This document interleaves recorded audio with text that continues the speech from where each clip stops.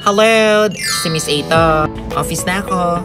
For today's video guys, ikukwento ko sa inyo kung ano ang kuliti or stye at paano ko to gagamutin based on sa gamot na binigay sa akin ng doktor. Ang kuliti ay tumutubo sa mata. Kakaroon tayo ng ganito kapag nairita.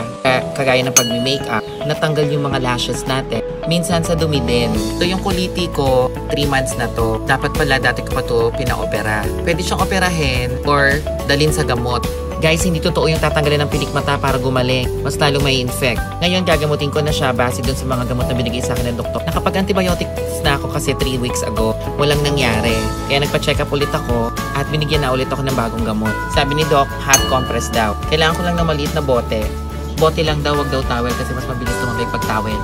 Lagyan ng mainit na tubig, yung kaya lang ng balat mo. Tapos as much as many as you want. Pwedeng every 2 hours, every 4 hours. Mas maganda madalas. Makakatulong ito para mas lumiit yung kuliti. So 15 minutes lang daw ito lagi. Every 2 hours, 4 hours.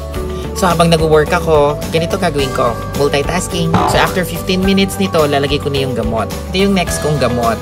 Ang tawag dito, Tobradex. Combination ito na anti-inflammatory at steroids. Namamaga kasi yung aking kulite, kailangan paliitin. Tsaka hindi siya pwedeng operahin hanggat maga. Sa pag-apply ng Tobradex, kailangan natin ng cotton buds. Ointment kasi to, maglalagay ka ng amount ng ointment sa cotton bud, tapos i-apply mo to sa buong eyelid kasama lashes. Parang nagmamaskara ka, tsaka nag-eyeliner sa taas. Okay, lagyan na natin to. Yan, ganyan lang. O yan, ganyan lang. Ayan.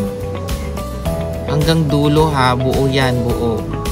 3 times a day ito for 2 weeks. Pag lumiit daw ito at nawala ang maga, pwede na ako operahan. Pero kung yung bukol, hindi naman daw ako napabother, wag na daw. Pero kung gusto mo daw pa-opera, pwede daw yun. Minor surgery lang naman daw. Magkano ang operasyon, i-DM nyo ako.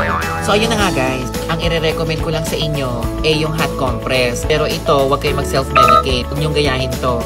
Mas maganda magpakonsulta pa rin kayo para maalam nyo yung totoong gamot nyo. Bala kayo, may irita yan at lalong lalala. Dahil magkakaiba tayo ng sitwasyon ng kulite. Sa tandaan, kapag may nararamdaman, konsulta agad. Huwag kayo mag-self-medicate. Ito pong muli ang paborito nyong host. How loud! Si Miss Ita. Hanggang sa susunod na vlog. Keep safe!